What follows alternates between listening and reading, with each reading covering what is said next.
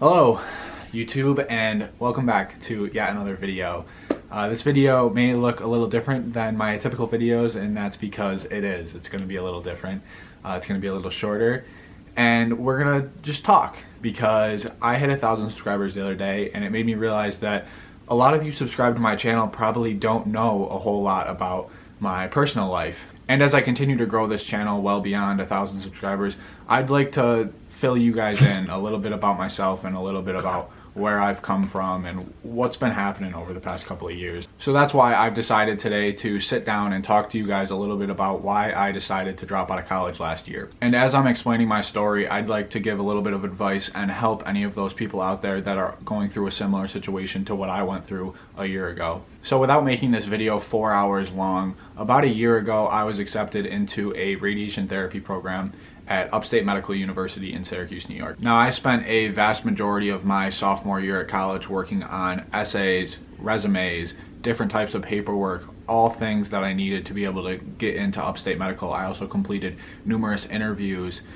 There was a lot of stuff that went into this process, and because of all that hard work, a few short months later, I was actually able to be accepted into this program, which happens to be only one of 2 radiation therapy programs in all of New York State, which is absolutely insane. This was one of the biggest accomplishments of my life, was getting into this program. And I still remember the day I got accepted. I woke up and I saw the email, and the first thing I did was I called my mom. I FaceTimed her, and I started running around the whole house. I was absolutely ecstatic, just to show how big of an accomplishment this actually was.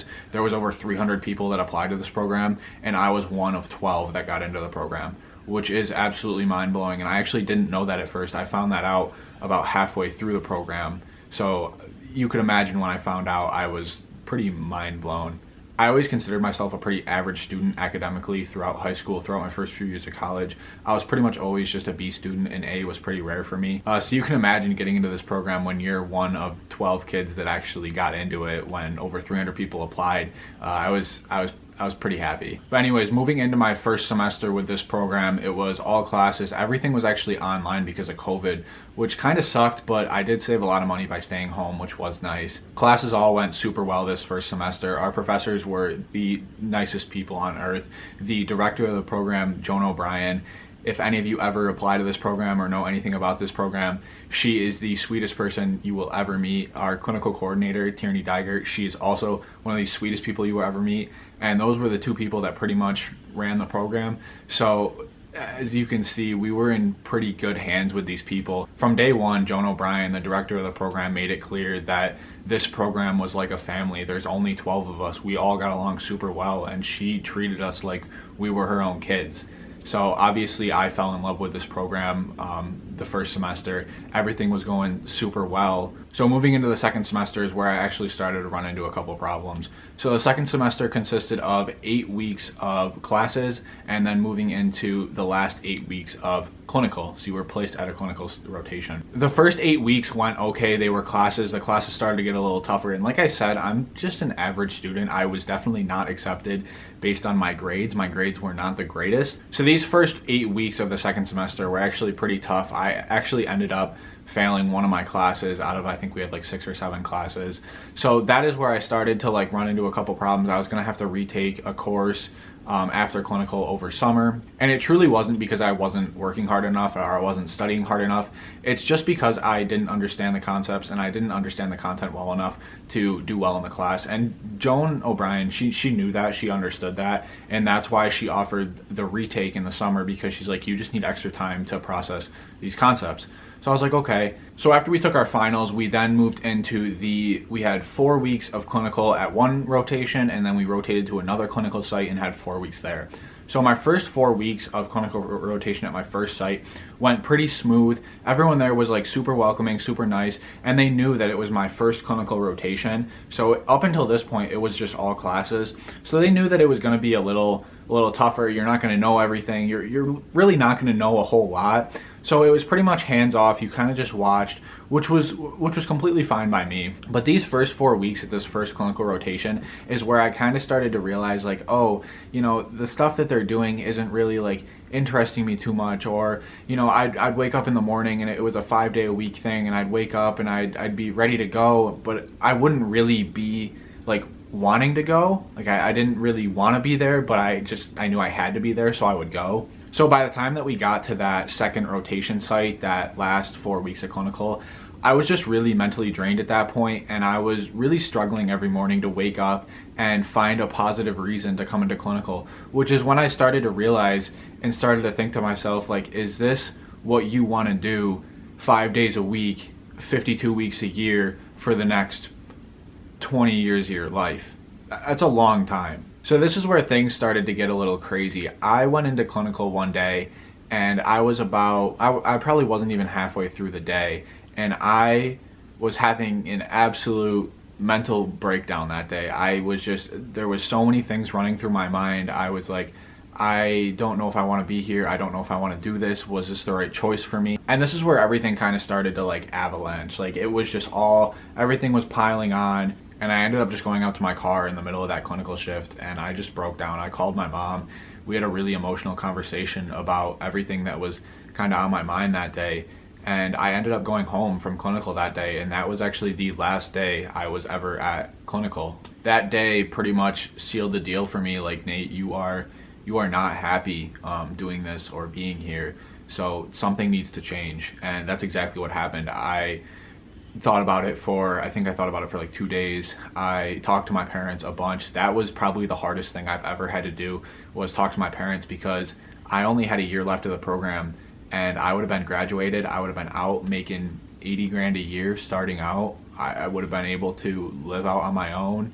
But that conversation I had with my parents was one of the hardest conversations I've ever had to have. And I truly thought that I'd never have to have it, but I'm so glad that I did have it, and they were so supportive. That whole experience at Upstate and the clinical and the classes and just everything that happened at Upstate taught me a huge life lesson. It taught me that happiness should be placed over anything, over money, over everything. Happiness should always be your number one priority in anything that you're doing, in any choices that you have to make. Because if you are not happy in what you are doing, I can guarantee you 100% that there will come a point where everything is just going to crumble. Everything is going to come towering down, and you are going to go through the exact same thing that I went through when I realized that I wasn't happy doing what I was doing. And I can give you guys this one major piece of advice that has absolutely changed my life, not only in school,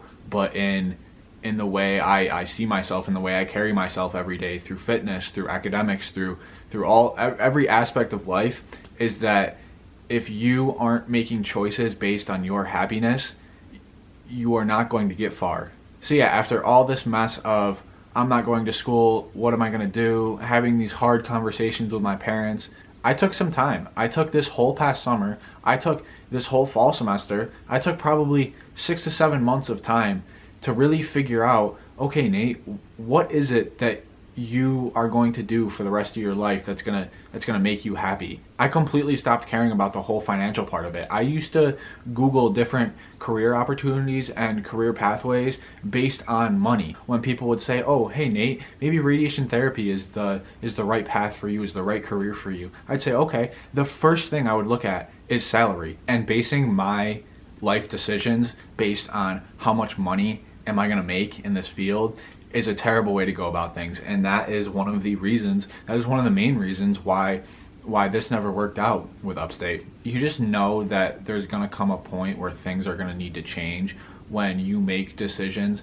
based on money and with your head instead of your heart. Now the question of, okay, Nate, you've had the past 7 months to figure out what you want to do with your life. What do you want to do with your life? Well, I'll tell you. I'm currently signed up to take the New York State Trooper test in January, which I could not be more ecstatic about.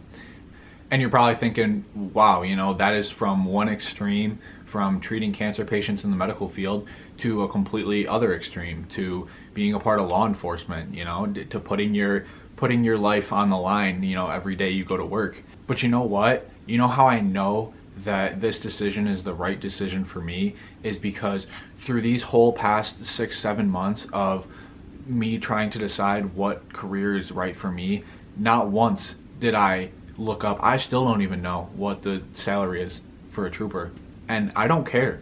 I don't, because it's what I want to do. It's what I decided I want to do. I've always wanted to help people, and I thought it was helping people through curing their cancer, but it's not. It's helping people through protect and serve the community. You know, it's helping people through being a law enforcement officer. I could go into it and make half the money of what I would have been making as a radiation therapist, and I don't care, because as long as I'm happy doing what I'm doing for the rest of my life, I could care less what the money is. I'll still get a house, I'll still have a car, I'll still have a family, I'll still have all the things that I want to have. But you know what the difference is that I'm going to be happy doing what I do. I'm going to be happy waking up every morning. And I just want to take a second as I'm wrapping up this video to tell you guys that I appreciate everything that you guys do for me. I appreciate all of the support. It wasn't too long ago that I would not have been able to sit here in front of this camera, in front of you guys, and make this video and talk about the things that I just talked about in this video. So I thank you guys. I appreciate everything you guys do for me. And if there is anybody out there who is in a similar situation or needs the support or needs the encouragement to get through something like this, please don't hesitate to reach out. And trust me, I know what it's like to go through something like this, to have those hard conversations, to make those hard decisions. And trust me, it happens every day. It's not rare. It happens to the best of the best. So if you are out there and you are going through something similar to what I went through, something that even if it's not similar and you just need somebody to talk to, somebody to talk you through it, somebody to be there and support you in what the decisions you're making are, reach out, comment on this video. If you don't want it to be public, message me privately. My social medias are always in the end of the video. They're always in the link in the description. Anyways, to wrap things up, this was a little bit different style of a video than what you guys are used to, but I think it's super important for me to put this out there and tell you guys that I'm not so different than you are. Everybody goes through tough times, everybody has their own shit, and everybody deals with it in different ways. So if you guys liked this video, please consider hitting that subscribe button, join the family. We are only going up from here. Like the video, drop a comment below. Tell me about some of the hard times you guys are going through, something that has happened to you and that you've overcame. I mean, I'm putting myself out there. I'm laying all my cards on the table in front of you guys. So don't be afraid to do the same. Don't be afraid to talk. Talking is one of the best things you can do. And always remember to stay focused, keep working hard, and above all, keep chasing your dreams, because you know I'll be right here chasing mine. I will see you guys in the next one. Peace.